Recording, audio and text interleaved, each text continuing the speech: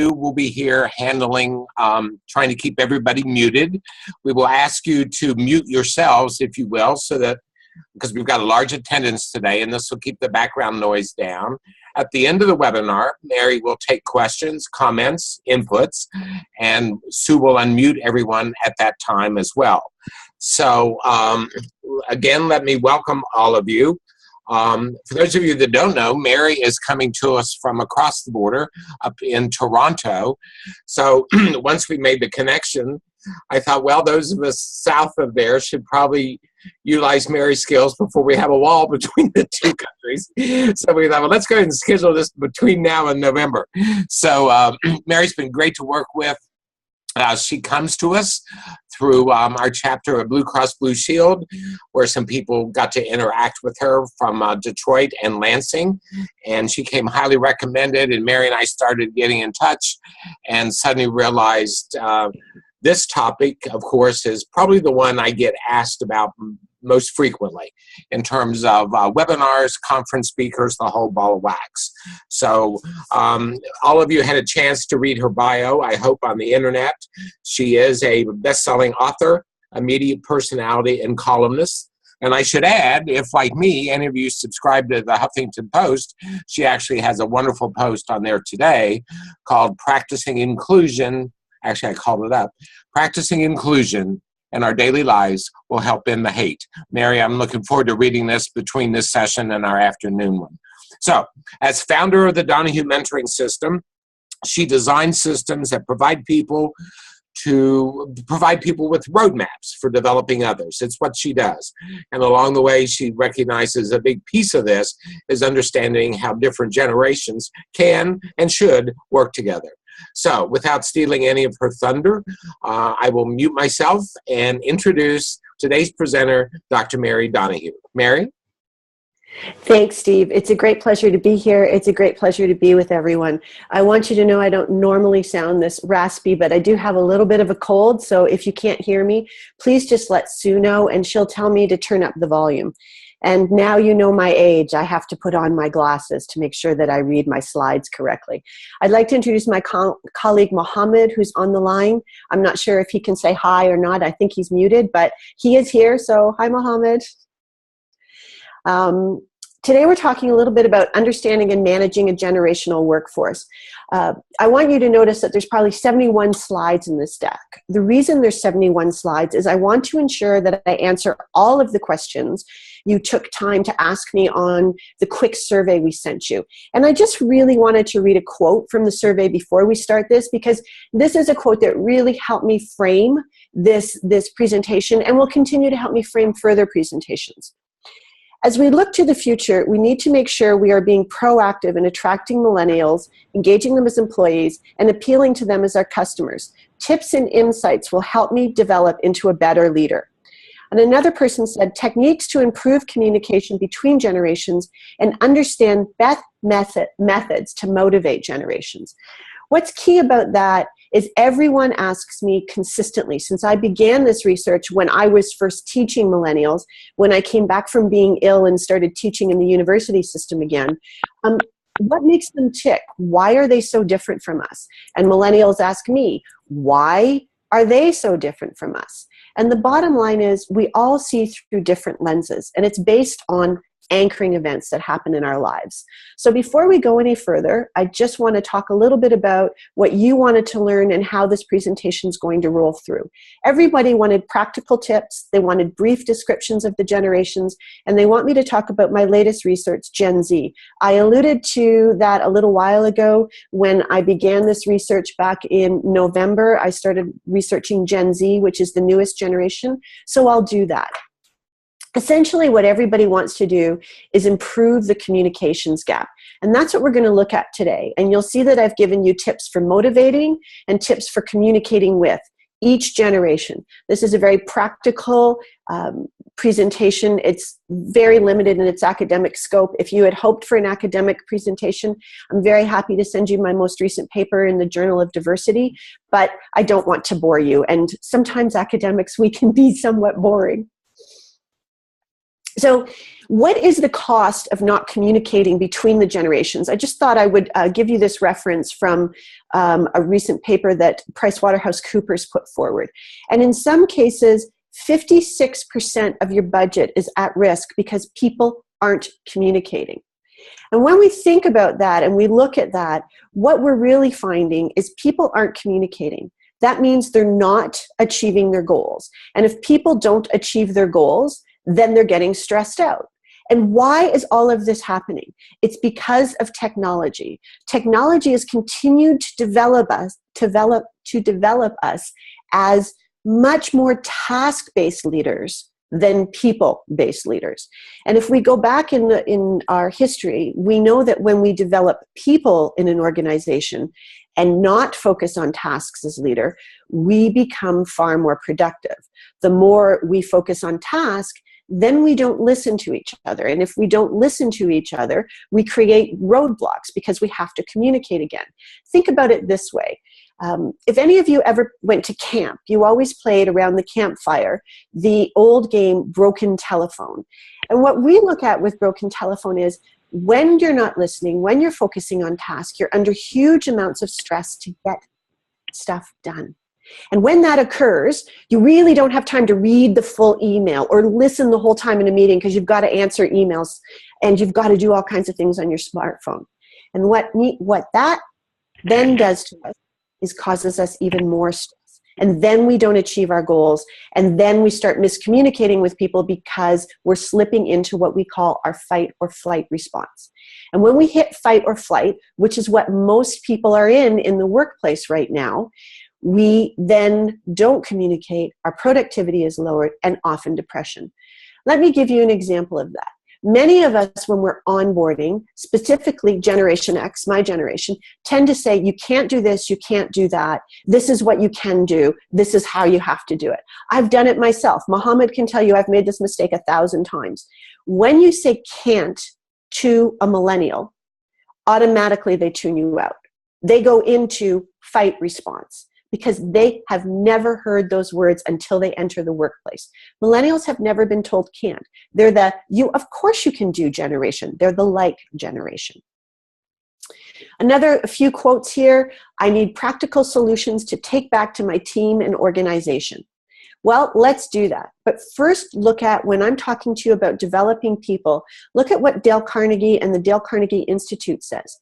85% of your financial success is due to your personality and your ability to communicate, negotiate, and lead. So we already know from PricewaterhouseCoopers and Towers, 53% of your operating budget is at risk because of miscommunication. Now we know that communication actually drives financial success. What we see today in all workforces in terms of training is people are still training for skills. They're not training for the 3 different cultures that are in our workplace today. And what that results in is 70% of any given workforce, according to Gallup, is bored or fears losing their job. 52% are actively disengaged.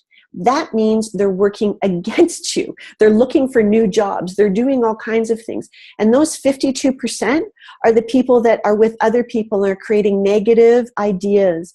They're the people who sulk in meetings. They're the people who don't always get the job done. You know them. You know you can identify them on your teams.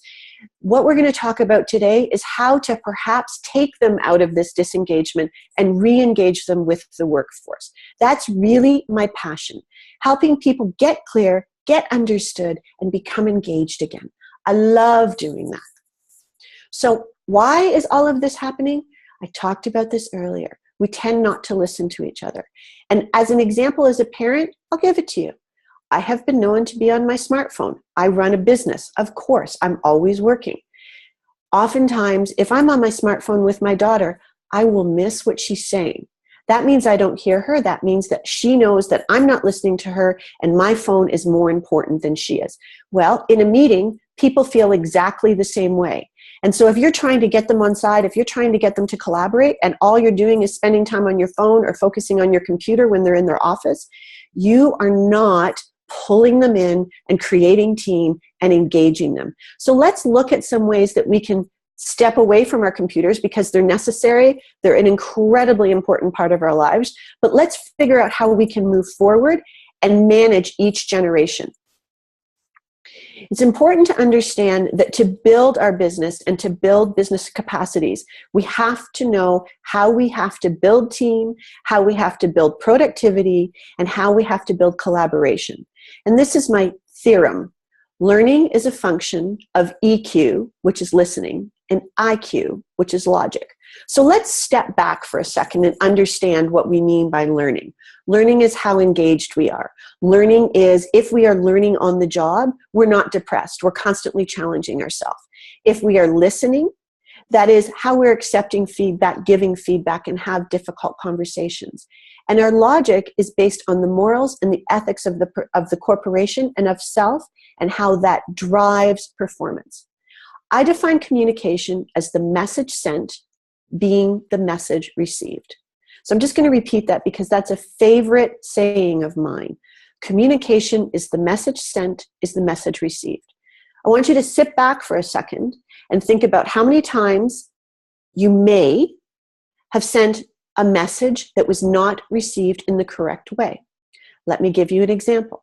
Have you ever received a text or an email message that has caused you a lot of stress, and when you finally get the opportunity to discuss it with someone, you find out that's not what they meant at all? An example that I often use is one that happened to me 3 months ago with a client.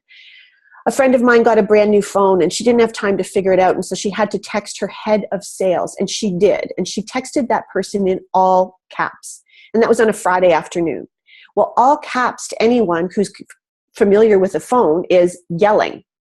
The salesperson, the head of sales, thought that the chief was yelling at her, marched right in on Monday with her resignation in hand. And once the resolution was once it was resolved, it was resolved. But it was a simple, quick message. And that's when these things happen, when we're trying to get too many things done before we leave the office. And it's not just necessarily on a Friday evening. If those kinds of things happen, we have stress. I talked to the salesperson. She said she worried about it all weekend.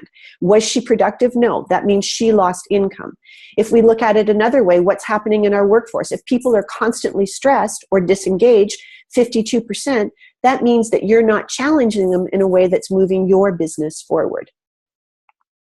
Reason for that is we do not process information homogeneously anymore. We do not all have similar backgrounds. We did not grow up in the same places. 50 years ago, someone from Toronto wouldn't be talking to you in this same way. We'd be talking to each other in a different way. We would still process information homogeneously because we have similar upbringings in North America, but in other parts of the world, we didn't. Let's look at this another way. Different cultures, different age groups are now in the workplace. Millennials were not brought up in the same way as boomers were brought up. Gen X were not brought up in the same way millennials were brought up. Let me get a little clearer on this. We now have created an unfortunate syndrome in our workplace. Sunday night stress syndrome. This is the type of, I like to think about it as the butterflies in your tummy on Sunday night. I'm not sure if anybody else has ever experienced it, but usually you have Saturday off and then Sunday you start thinking about work, and then it starts to build in you and you think about it more and more and you get those butterflies in your tummy, and by Sunday night you're doing emails. And what actually happens is you're starting to get through your communications on Sunday night instead of waiting till Monday. So you've probably already lost some of your weekend. What we aim to do in all of our programs, in all of my workshops, and everything that I write is reduce stress. Our goal is always reduce stress by 34% and to hit that mark consistently by helping people understand the diversity in communication that is today's workforce and celebrate the fact that we do not any longer have homogeneous workforces. Because if you think about it, a homogeneous workforce doesn't move forward. It usually ends up in a non-productive environment because you're not being challenged by other people who think in different ways. What we find is once people understand this, we decrease employee churn by 50% because they start seeing the value in the diversity of the age groups and the diversity in the makeup of the organization. And that increases people's productivity 15%. In short, people begin to appreciate each other, they enjoy their work, and they throw themselves more into being part of a team.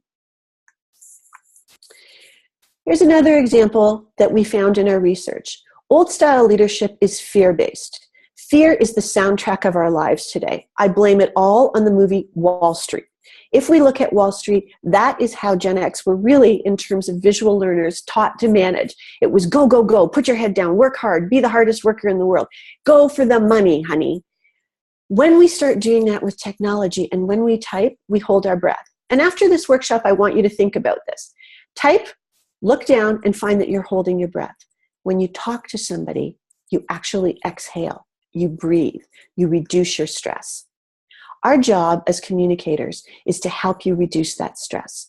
What does stress cause? Look for this in your workforce when you're looking among stress for generation.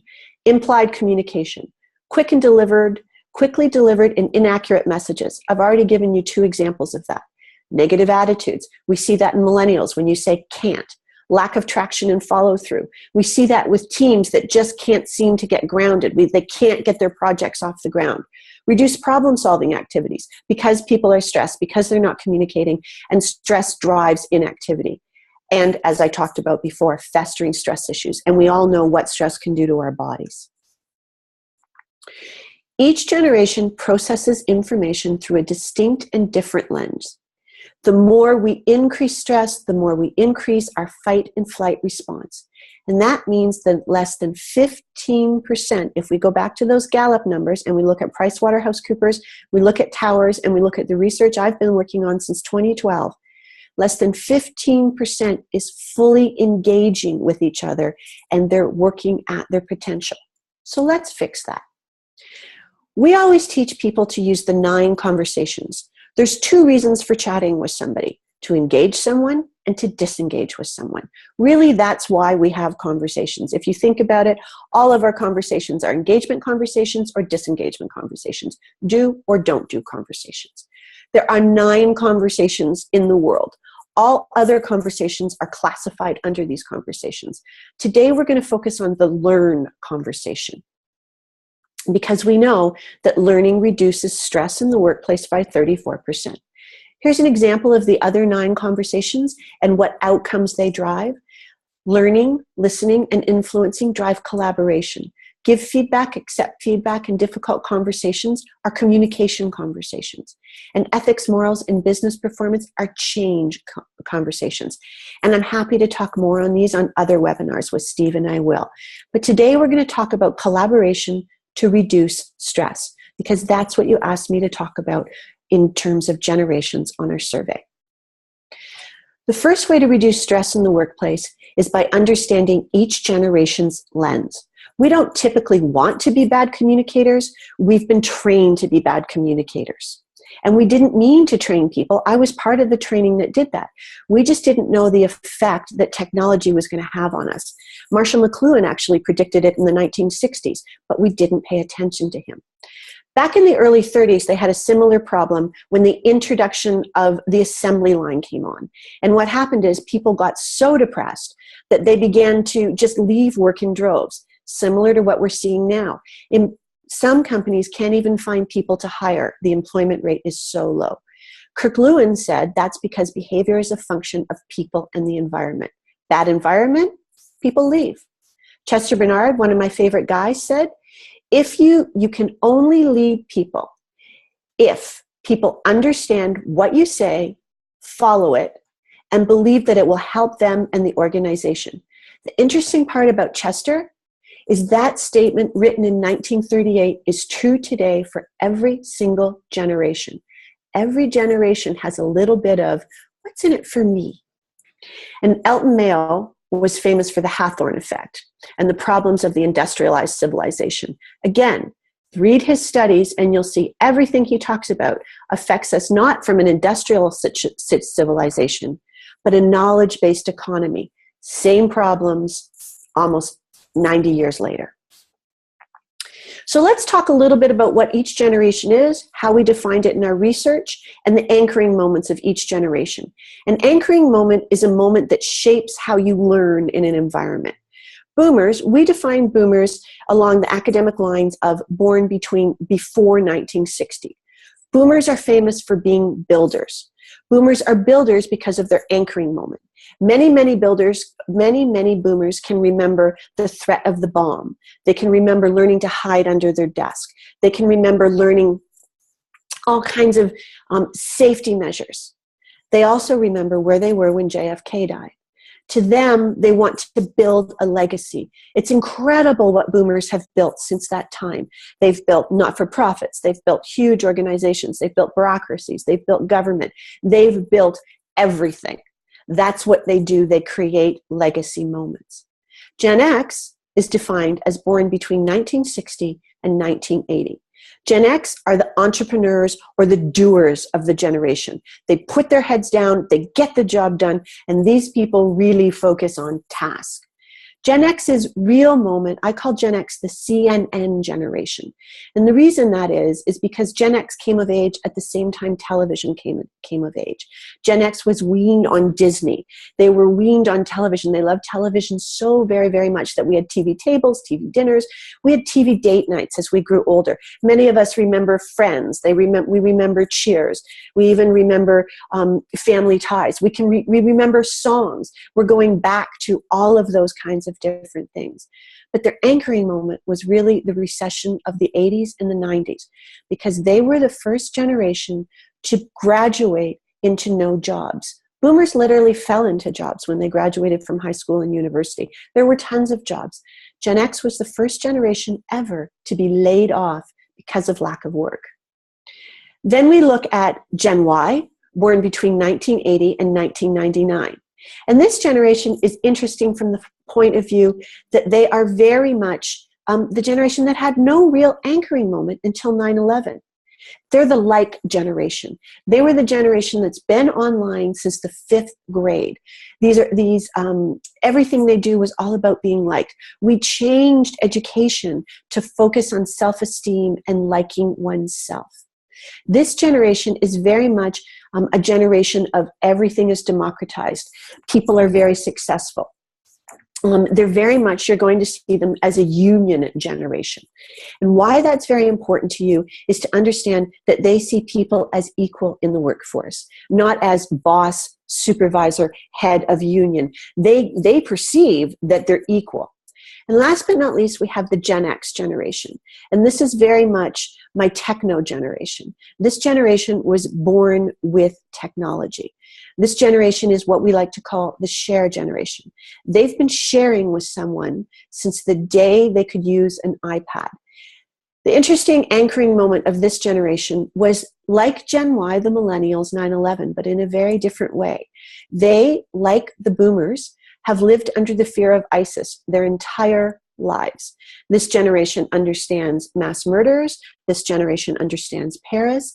And this generation's greatest fear, our research demonstrates, is being alone. When you bring them onto the workforce, as you will this year, many people are hiring them. They're turning 16 this year as summer help. The last thing you want to do is put them alone. This generation has never been alone their entire lives. They have been able to be connected by technology by someone 24/7. The Guardian in England once called this generation the Katniss generation based on the Hunger Games. And if you're familiar with Hunger Games, it's all about death and dying and who's fighting for the last bits of food. And that's why we call it really the most anxious generation we've ever seen. So here's some definitions. If you ever want to run through this PowerPoint without me, I'm going to go through them in a little more detail later, but in terms of time, I want to jump into this. When I asked you on our survey, where do you think the biggest issue is between communication in your workforce? The majority of you said, which was very, very interesting, between boomers and millennials. And yet, if you look at this chart that's on the screen of typical workforce, what you're going to notice is that boomers are at the top of the workforce. There are leaders in the workforce. They're usually running an organization in the workforce because they have 30 years of work in most cases. Gen X is senior and middle management currently, and they're dealing with millennials. They're the ones that are dealing with millennials most often. And yet rarely do we identify the issues in communication between Gen X and millennials. So what this data is coming to you from, because I always like to tell you that this is academic, peer-reviewed data. It isn't just consultant speak. It's none of that. And we continue to add to the data consistently. Right now, we're continuing to add to Gen Z. We're continuing to look at sentence patterning, behavior, stress triggers, all of those kinds of things. This data comes from over 300 mentoring relationships or 1,000 people between 2012 and 2015. As I say, we're constantly upping the data.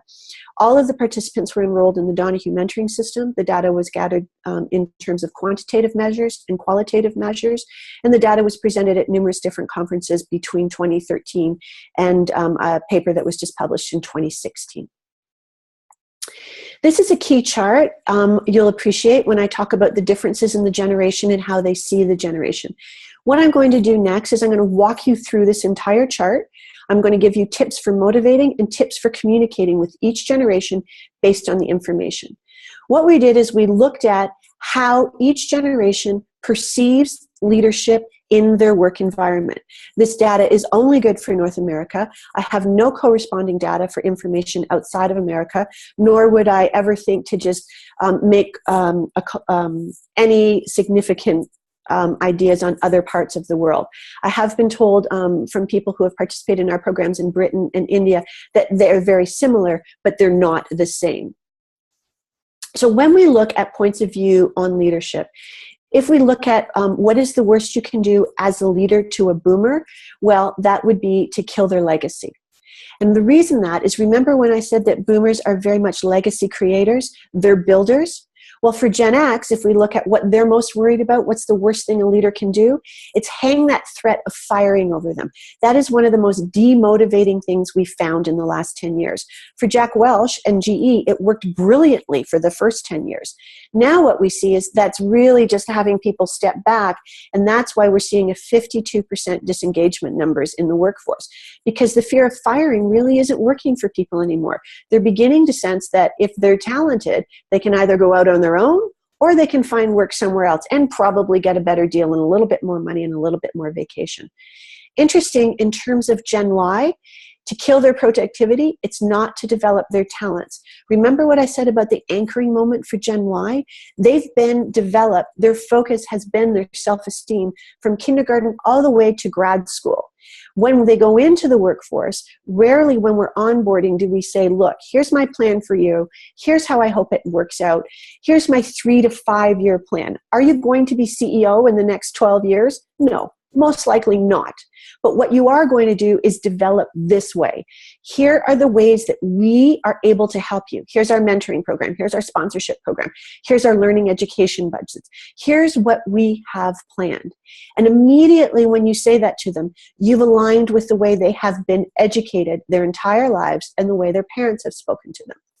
And again, when we look at Gen Z, it's to leave them alone, to not give them a buddy, to not let them use their phone. If I have time, I'll talk a little bit more about Chester Bernard. But Chester Bernard, briefly, was the president of New Jersey Bell Telephone. And his biggest problem was people were afraid of the phone, just like we're afraid sometimes of new technology. But they were worried that the phone was a big time waster in offices. Wives would call their husbands and waste the husband's time at work. Just like we say to people, Facebook or social media is a waste of time. For Gen Y and Gen Z, it's how they communicate. Remember, they're the like generation and the share generation. Our job as leaders is to identify those differences, embrace those differences, and understand how to learn those, understand how to use those differences. So how do we communicate? Well, the very first thing is don't let fear be the soundtrack of your workplace anymore. Please define the fear and diffuse the fear. We've seen that all week, unfortunately, with the unfortunate events that have happened that have traumatized all of us over the past year, particularly this week. One of the things that it's best to do is define what are you afraid of? What is the worst that can happen? And then deal with that. Diffuse that fear with your communication. For example, when I'm dealing with Gen X leaders who are afraid that they're not going to make enough money, they're not going to hit their sales goals, let's define the worst that can happen. The worst that can happen is you're going to lose your job. All right, we've said it. Now, what can we do to stop that from happening? What is going to be our plan? What are going to be the next steps? And as leaders, we need to have those conversations. And those conversations they can be held over the phone, they can be held through text, but oftentimes they need to be held in person or through Skype so someone can see your face. And I'm going to talk about that in a minute. When you reduce the fear, as I've just said, the sentence patterning for boomers is, I understand that you want to create a legacy. Let's together talk about how to do that. For Gen X, I can't guarantee that you're going to have a job in 3 years or 2 years or 5 years, but let's create a picture together of next steps. For Gen Y, similar. So let's go through again and look at how does each process information, because that adds to communication. And again, I want to encourage you, this is only a 55-minute webinar, but I do want to start to give you the sense of how you can begin to take control of your communication with each generation. It's all up to you to understand personally how you can get clear, and then how you can be understood with each generation. Again, when I talk about communication, processing information is defined as the message sent is the message received. I've said earlier, each generation perceives information through their anchoring moment in time. That means that each generation perceives information a tiny bit differently. And what I look at it as is, and how I was taught, was information is processed through the VAC system. And the VAC system began in the 1960s, and it began with neuro-linguistic programming. Now, neuro-linguistic programming is like anything else in academic circles. Some people love it, some people hate it. But it was developed to help diverse classrooms teach younger children. It's an absolutely brilliant tool. So what I'd like to ask you to do right now is to just listen. If you've got a piece of paper handy, I'm going to ask you a series of questions. I want you to choose A, B, or C. I don't want you to think about it. I just want you to write down A, B, or C. I'm going to give you about 20 seconds to think about it. And here we go. When seeking travel directions, I A, look at a map. B, ask for spoken directions. C, follow my nose, maybe use a compass. I tend to say, I see what you mean, I hear what you're saying, I know how you feel. I teach someone something. I write instructions, explain verbally, or demonstrate and let them have a try. I tend to say, watch how I do it. Listen to me as I explain. You have a go. When choosing a new car, I read the reviews, discuss it with friends, or test drive whatever the heck I fancy. I tend to say, show me, tell me, let me try. I remember things best by writing notes, saying words aloud and repeating them in my head, or doing and practicing an activity, or visualizing or imagining it being done. So now add up all your letters. If you're mostly A, you're visual. If you're mostly B, you're auditory. And if you're mostly C, you're kinesthetic. After this presentation, quickly run through your smartphone, or if you're on your computer, and look at the different words that I just gave you in that presentation and see which words you use the most and see if it aligns. Listen to yourself in communication and you'll see that, wow, that kind of does align. It's fun, it's interesting. What I mean when I say that to you is there's also physical cues that make it even more interesting. Visual people tend to put their head up to the right or to the left. Auditory people move their head from side to side, and kinesthetic people put their head down. I want you to remember that when I'm talking about boomers, Gen X, and Gen Y, millennials. Let's go back to our generations chart. You'll see the second row here says, boomers process information through an auditory lens. Gen X at work processes information through a visual lens. And Gen Y, millennials, process information through a kinesthetic lens. Why? Boomers grew up with auditory. They grew up with radio. They also grew up with debating. They grew up with great logic. They were still taught logic in school. Boomers were forced at the dinner table to have conversations with their parents who had just gone through 2 world wars. Boomers themselves have gone through Korea and Vietnam. Boomers had to be very auditory in how they presented information. Gen X, as I said earlier, their anchoring moment, visual. Television. They think in terms of visual. To get Gen X to do something, give them a PowerPoint deck. Gen X loves PowerPoint. They created PowerPoint. Millennial are very kinesthetic. Millennial always grew up using actions. Millennials were incredibly scheduled. Millennials had scheduled activities. Millennials were the first generation to have scheduled play dates. And I don't have it here, but Gen Z, again, are the most interesting generation. They're all three. They're visual, auditory, and kinesthetic. They're what we call the techno generation because their whole lives they've learned from YouTube visual. They've obviously been online typing their feelings and sharing their feelings kinesthetic. And yet YouTube is a very auditory technology. You listen to it, you watch it. So this generation has all three senses when they're processing information at school. And it's causing teachers a lot of problems if we look into what's going on in junior school currently. So tips for communicating with each generation. One of the things that we do is use VAC sentence patterning. I encourage you again to download this presentation and look at the different words I gave you in that VAC test. There's auditory words, kinesthetic words, and visual words. You need to learn when you're creating or talking to a boomer, one of the best things to do is use different sentence patterning. So for a boomer, one of the things you can say is, I hear what you're saying. That's an auditory word. Or, you know what, I need you to talk me through this. I'm not understanding what you said. With a Gen X, can you paint a picture for me? Can you help me create a visual? Can you draw me a graph? I need to know the macro picture of this. Then a Gen X is processing information from a leader. You'll get a great response. Last, if we talk about Gen Y, again, they're action-based. You actually need to walk them through the process.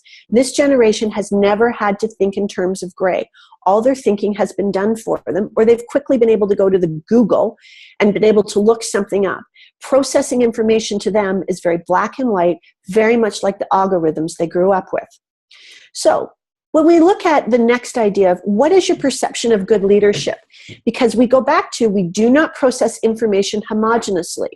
We don't think of leaders in the same way as we used to.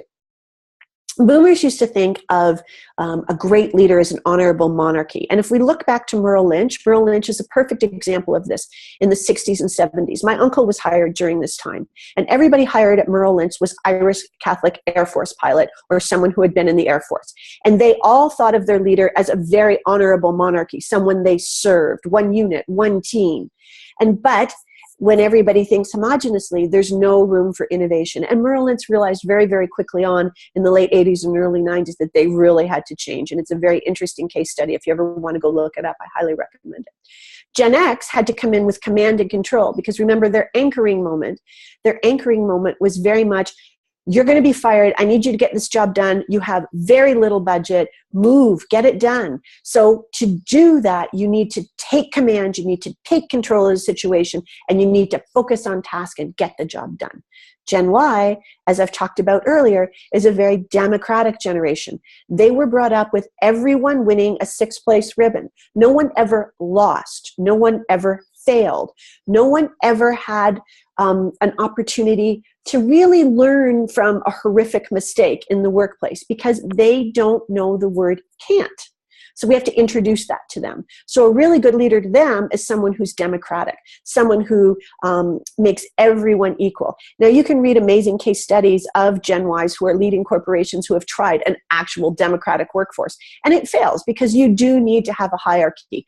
But your job as a leader is to just explain that hierarchy and explain how it works because we schooled them in democracy, we schooled them in equalization, and we schooled them in self-esteem. And suddenly we get them in the workplace and we say, hey, we can't do that. That's not how we do things here.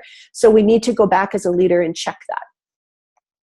So tips for communicating for boomers and Gen X, always one-to-one. For millennials, because they were trained as students in groups, they move in packs. Have you ever noticed a millennial? They constantly move in packs. They party in packs. They have 2 or 3 best friends versus 1 best friend. Use teams. Allow them to sit in teams. Allow them to share ideas. Allow them to use their technology. This generation is one of the smartest generations we've ever seen. And I know we say that. Boomers said that about Gen X. Gen X is now starting to realize that about millennials. But we can only take advantage of them as leaders if we embrace their differences and build their differences into our workplace. So again, for motivating and developing people, for boomers, if you think about their idea for a legacy and creating a legacy, the last thing you want to do to a boomer is put them in a teeny tiny cubicle because then what you're saying is you've created no legacy. Nothing you do here is important. For Gen X, give them space to have their drawings, allow them to put things out there, allow them to really to share the pictogram. What are they called? Pictograms that they make. And for millennials, allow them table space, allow them lots of space to work together. What we see, Walmart's done some really great work in their head office in Arkansas. They've gotten rid of the cubicles in their HR department. They've got lots of open spaces, but they've also got private spaces for when you need private time. And that's all along the outside of the corridors. Highly recommend you taking a look at that. It's really brilliant in terms of developing team. When we get into trust, here's a really interesting factor, because we want to go back to why are you losing money? Why is my team engaged? Those first few slides I showed you, and practical tips. Well, one of the reasons is there's not a lot of trust there with generations below the boomers. And obviously, that's how they were trained. Boomers have worked in some cases with the same people for over 30 years. Of course, you're going to trust each other. Gen X, constantly shifting jobs. And they've done well by shifting jobs. Many of them have gotten buyouts. Many of them have learned how to shift and make money. A lot of Gen X have done incredibly well. But do they trust as deeply as a boomer? Absolutely not, because they know leaders change. They know they're going to be fired. They know they're going to have to move. Here's an interesting thing about millennials. Millennials never trust a leader. They trust their friends.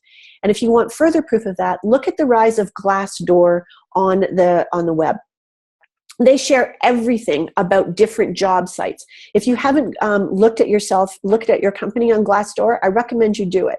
They'll share their salaries, they'll share good bosses, they'll share bad bosses. They share everything. Again, though, that's how they were brought up. That's how we taught them in teams to look, to investigate, to have very black and white opinions about themselves, to not hold back, not to have gray.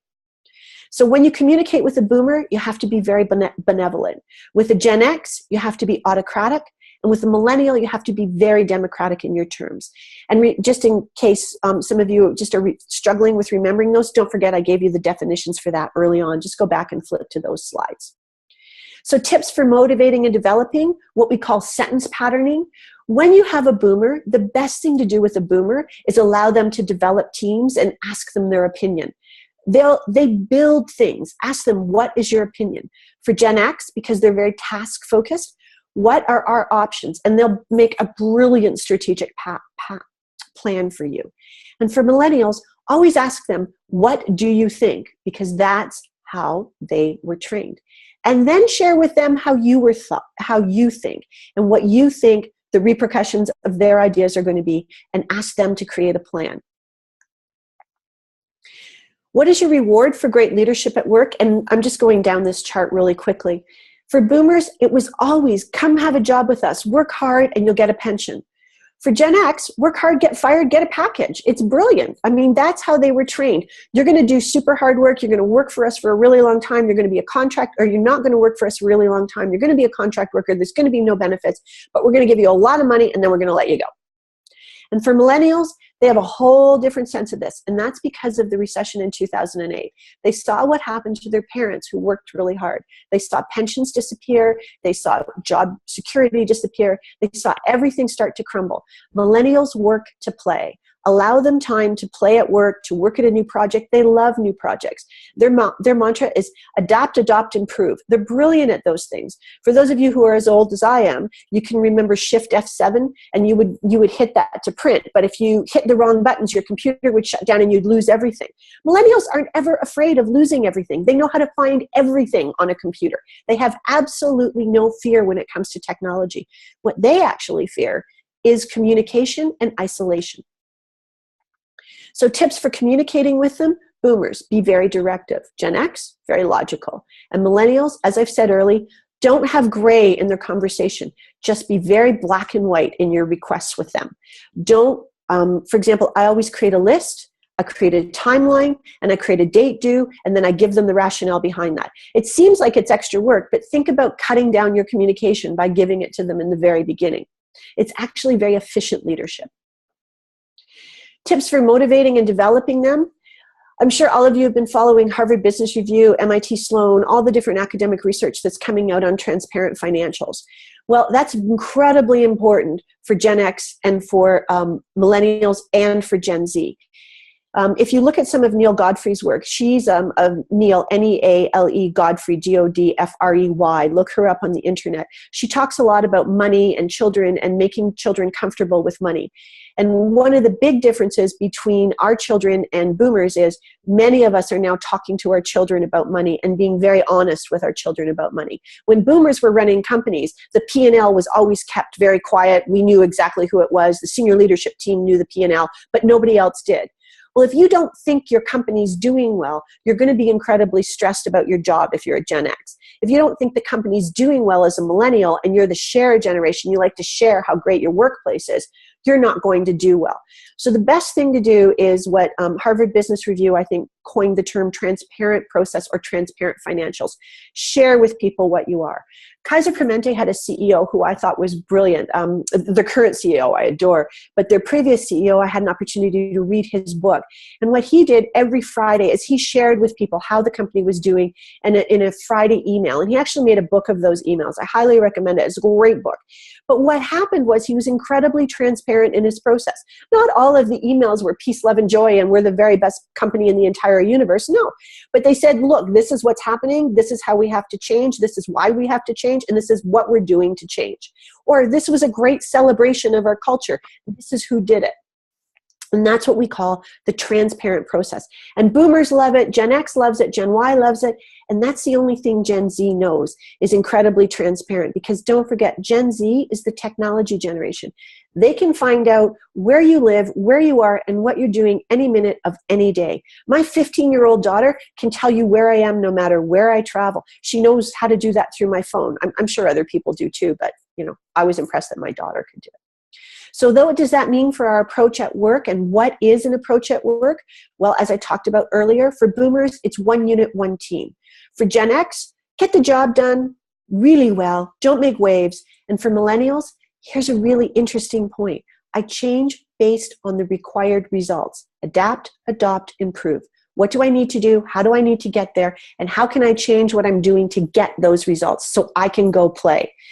If you're interested in investing stocks, a really interesting study came out, and I like following all these studies, but invest in things that are great travel or great experiences, because that's what millennials are investing in instead of houses. They're investing in experiences and trips and long-term travel. So how do you communicate this process with them? How do you communicate with them in terms of building this team and building your leadership?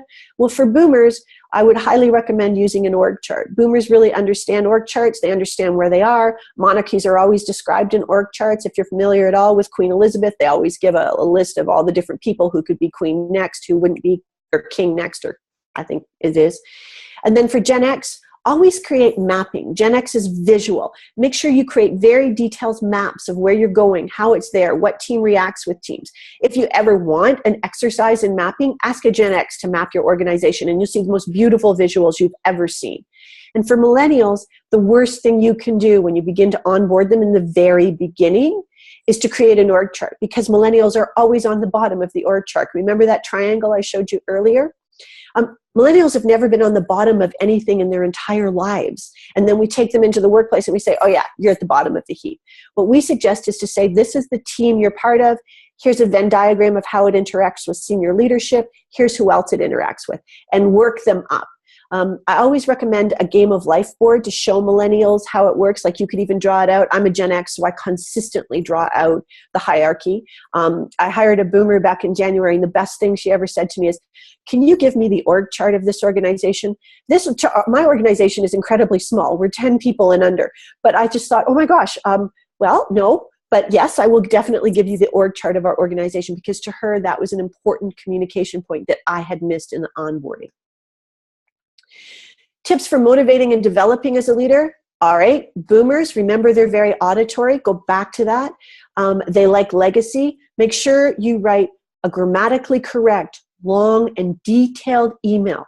For a boomer, you could easily write 1,000-word or 1,200-word email, and they will read every single word. They will savor it, they will think about it, and they will get right back to you.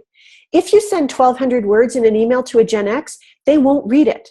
What you need to do with that email is break it down.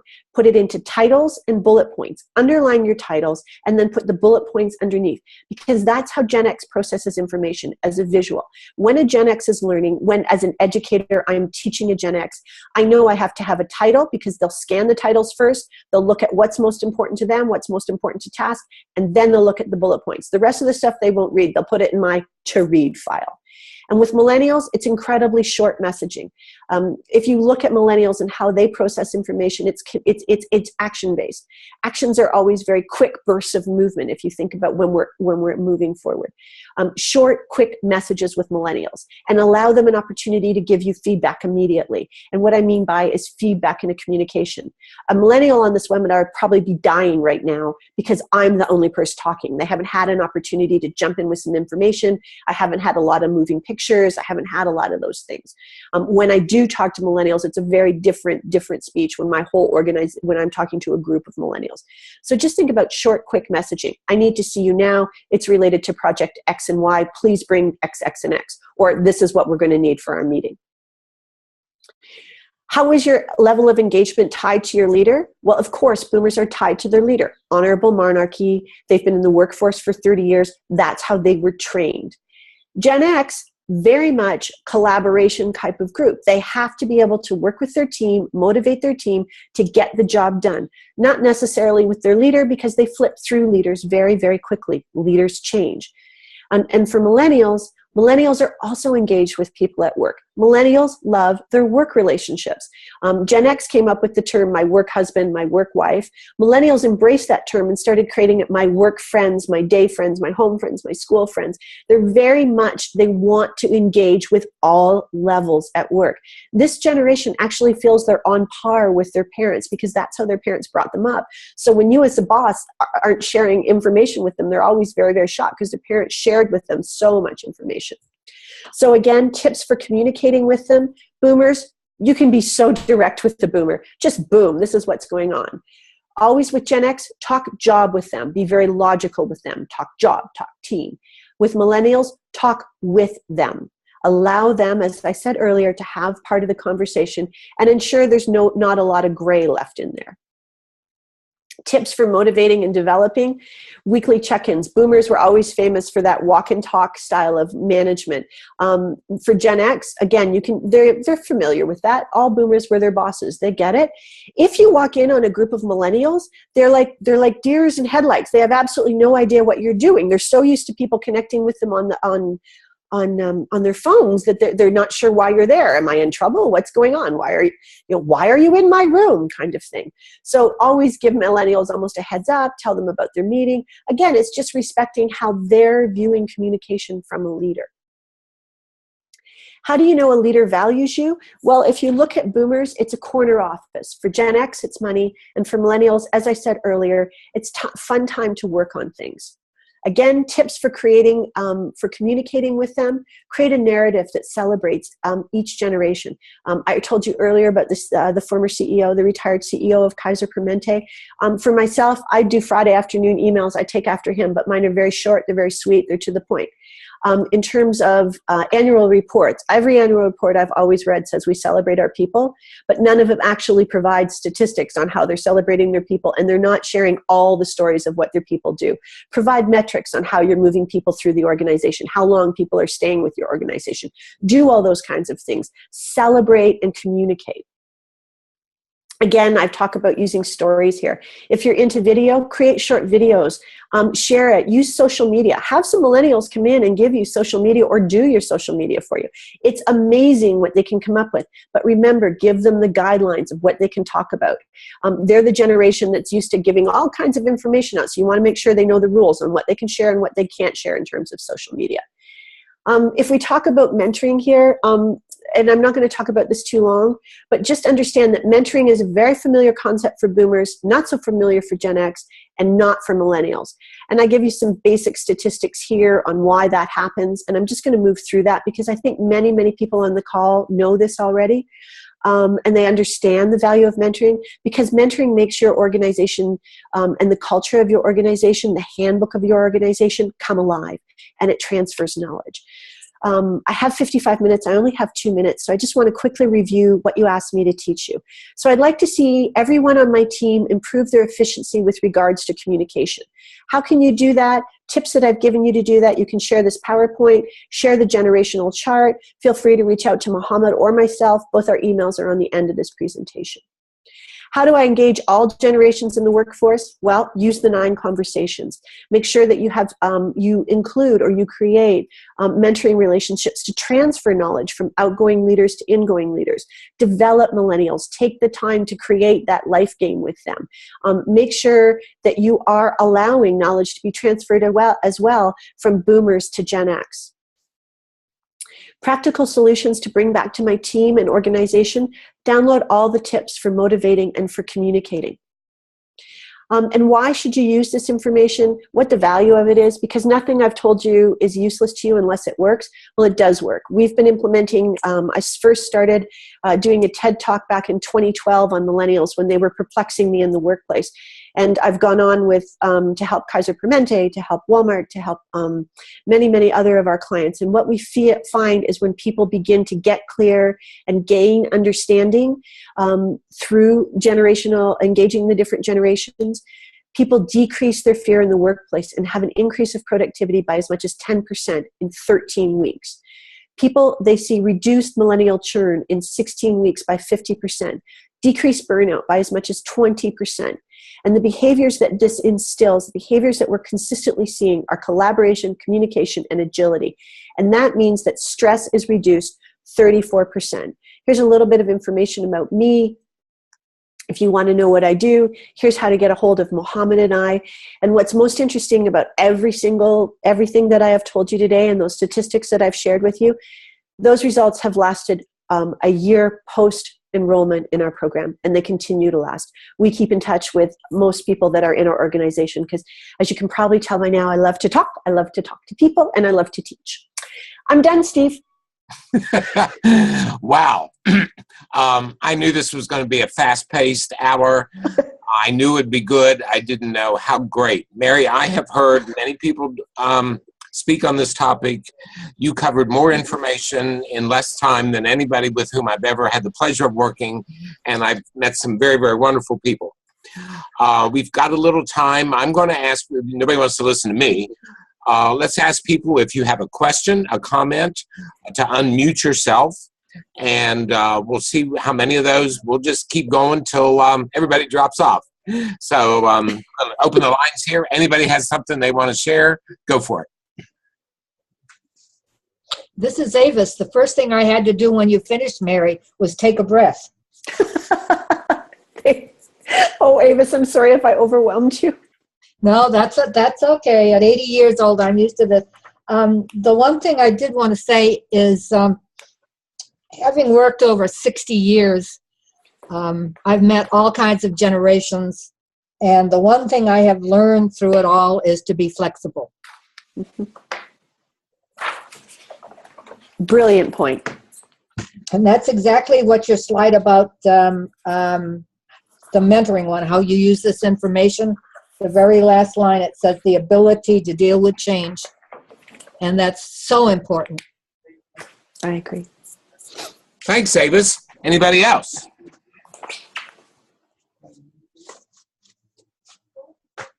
Don't be shy.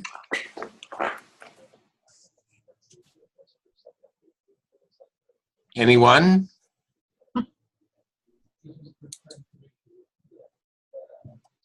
Hi, Steve. It's Elisa. Yes, ma'am. I just wanted to say thank you to Mary for bringing this message to our audience, and just tell her you didn't disappoint. Fabulous job. Thank you so much. We've got a couple minutes for anybody that might have something here. Anyone? Going once? Going twice? Going 2.5 times? Okay. Going 3. Mary, wow, this is really good information. Not everybody can do this and not be condescending with it. I thought how you presented the generations. Of course, there's generalities in there. Of course, some people cross over and have different mannerisms of more than one generation. But you did a really nice job of saying, by and large, here's how we're different. But better yet, here's how we can work together. I learned a lot, and I thought I was pretty. I thought I was pretty knowledgeable on this topic, and I learned some stuff today. And I know if I did, everybody else did. Thank you. This is Avis again. Yeah. I do want to say I'm so glad my 3 chapters are going to be on your afternoon session, because I think you'll get a lot out of it. I'm glad too, Avis. I'm glad. And if anybody has questions, feel free to email email Mo, email myself. You can please get a hold of us. Okay. Well, Mary, we'll let you go, and we'll let you have lunch, and then we'll see you back at a little bit before 3 Eastern Daylight Time. Thanks, Steve.